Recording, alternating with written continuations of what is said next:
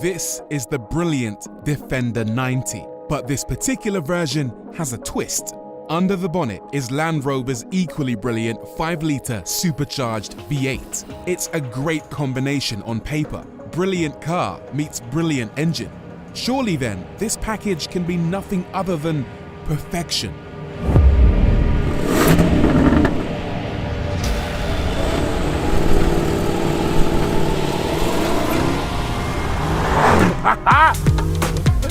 Well, if we're talking about the way it goes down a road, then absolutely, this thing is properly quick.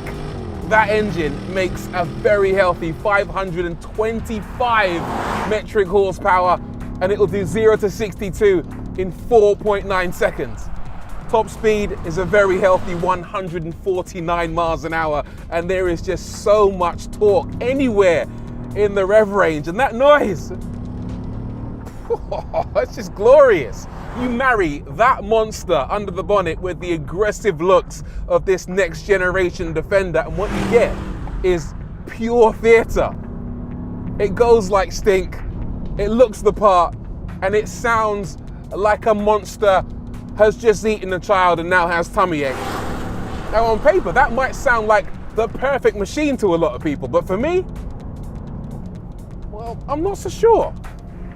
You see, rather than being perfect, I actually think this car might be, in some ways, a little bit pointless, because not many things about it seem to make any sense. The first problem is the price. At just shy of £100,000, it's getting on for almost twice the cost of the entry-level Defender 90.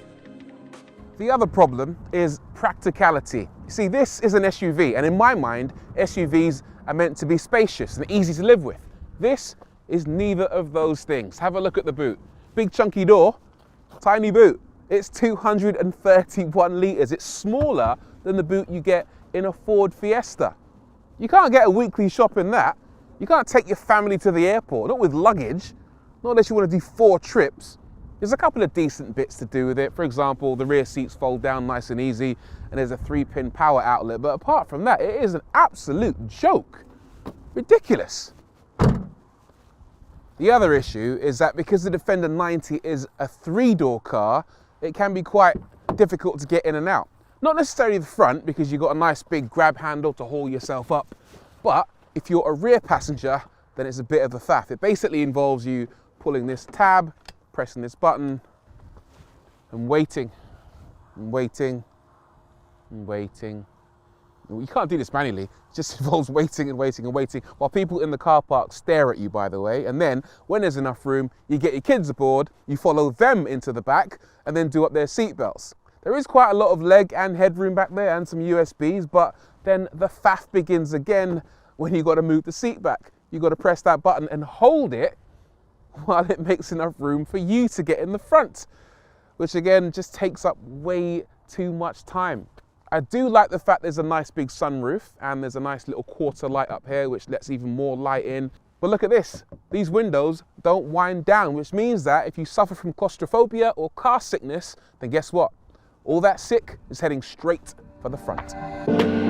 Speaking of which, that end of the car is nicely designed, with a rugged looking and practical interior, and a good infotainment system. Standard cars use a 10-inch curved display, but this particular car uses the new optional 11.4-inch screen. Land Rover has also very thoughtfully included an air quality sensor and a cabin air ionization system with a PM2.5 filter, potentially useful in the days of a pandemic. But there are downsides too. It doesn't deliver a lot more than the base car. Those who enjoy showing off the fact they've splashed out on the top model might be a bit disappointed that it doesn't come with more extras. The standard Defender 90 is available in 7 different paint finishes. The V8, only 3. And aside from the 22-inch glossy wheels, which will surely get ruined if it ever goes off-road, those blue brake calipers, the quad exhaust pipes, plus the not particularly obvious V8 badging, you'd be hard-pressed convincing people you'd splashed out the best part of 50 grand extra on the best of the best. So it seems like a bit of an odd machine, this thing, doesn't it? It doesn't seem to make a lot of sense in a lot of ways. Of course, there is one simple solution to this car's problems, and that is to not buy this car. Just buy the Defender 110 V8, which is a proper SUV. But here we are in the 90, so let's figure out what it's like to drive. To its credit, the steering is very good. I love this physical steering wheel. This suede material is exceptional. Get it muddy at your peril. And the center spokes look and feel magnificent. I don't know if it's metal or granite, but it feels so sturdy, so solid. It's a brilliant design. It's also very accurate, very nimble. It's got a high driving position, which lets you see the world around you really easily. And it's got a comparatively short wheelbase in comparison to a larger SUV. And you combine that with a really impressive 360-degree camera system, then it's a very simple car to drive, especially around town. On paper, it should drive well on the open road as well, because that engine is the basis for a lot of exceptional driving machines. The Jaguar F-Type, the Jaguar XJ, the Range Rover Sport SVR. And while it is impressive in a straight line, very impressive, things start to fall over a little bit when you encounter a corner. It's got a lot of body roll. It does like to lean. Back in the days, that would have been completely forgivable, but nowadays, there are so many high-performance SUVs that have anti-roll stabilization systems that enable them to stay completely flat through the bends. This thing, not so much.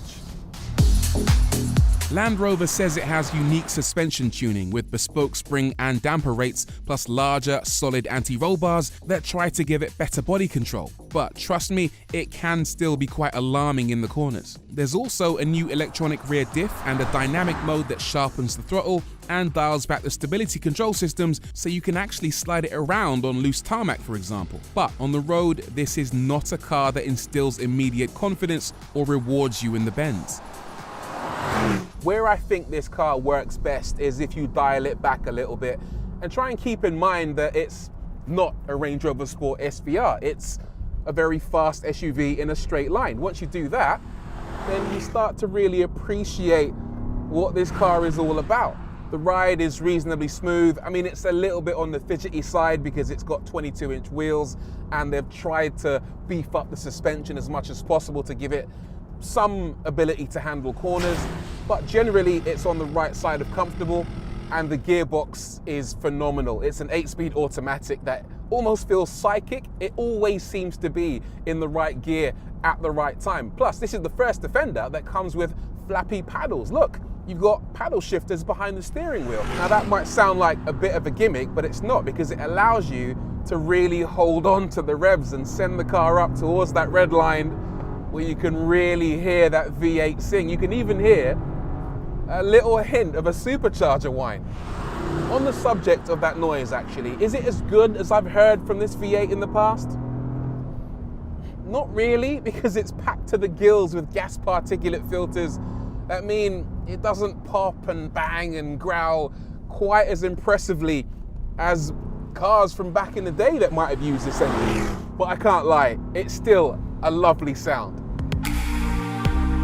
We're not showing it off today, but it's also important to remember that the Defender 90 is a ridiculously capable car off-road. Check our review of the diesel version to see more of that. It has an ability to take on almost any terrain. If driving through rivers, up mountains, or feeling like a bad guy from James Bond is your thing, then there's not many that do it better. And for my money, it also looks incredibly cool. Sure, this particular version might not make the most sense in the world, and the drawbacks could be a deal breaker if you're looking at it objectively, but you could also argue that it's those quirks that make the Defender 90 V8 a compelling proposition.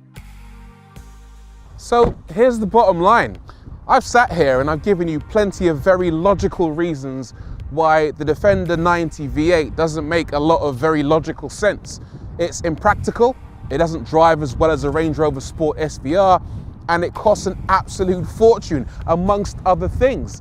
But weirdly, it's all of those imperfections that make this car so much cooler. So many cars nowadays are seemingly designed by committee, designed to tick as many boxes as possible. And meanwhile, this thing is just refreshingly mad. It shouldn't exist in today's world. It's a small SUV with a big V8, and yet it does exist. And weirdly, the world is a little better because of that.